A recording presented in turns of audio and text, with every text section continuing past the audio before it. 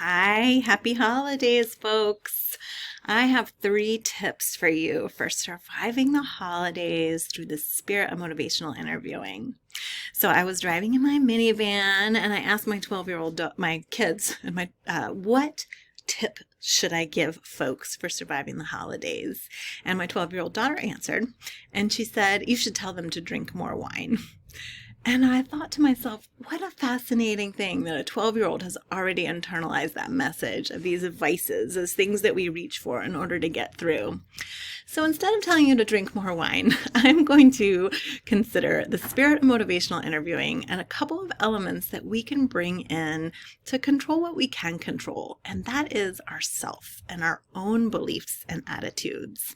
So when I think about the spirit of motivational interviewing, there's 4 components to it: compassion, acceptance, empathy, and evocation. I'm going to focus on a couple of tips that we can use for using the spirit to apply in adjusting our attitude to loved ones during the holidays.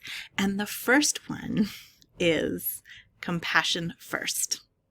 Compassion first. What does this mean? Compassion means considering that another just might be doing the best that they can in this moment. And although my first thought might be judgmental, or maybe not so helpful, if I can ask myself this question, like, what if I were to believe this person's doing the best they can right now? Usually I soften towards them, and that compassion flows, and it adjusts my expectation toward that person as well, which brings me to tip number 2, which is adjust expectations. Would you go to the hardware store to buy a loaf of bread?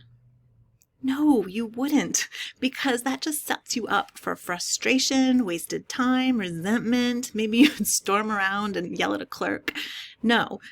So let's look at our expectations of other people. If they're doing the best that they can, this is who they are and how they are acting in this moment. That might invite in a little sadness or disappointment for you. And those are feelings that you can work with. But placing that outside expectation on others to be different than who they are in this moment is a setup for yourself to some resentment.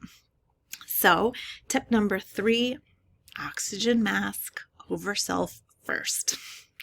Most of us have heard this metaphor and it might feel a little worn out. It is still a good one.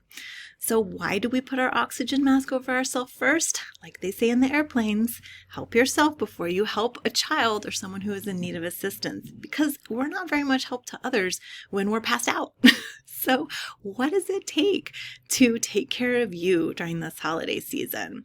Maybe it's taking a walk, getting a breath of fresh air, having a cup of tea, reaching out to a loved one, getting some space, reading a great novel. I don't know what will be nourishing to you, but take care of you. Do that oxygen mask over self first. So these are a couple elements of motivational interviewing spirit that we can apply to ourselves to have a little bit more peace and serenity ourselves this holiday season. And of course, I'm going to give you the caveat.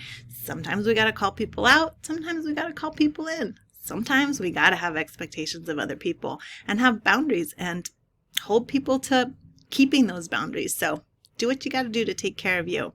Good luck this holiday season. See you in the new year.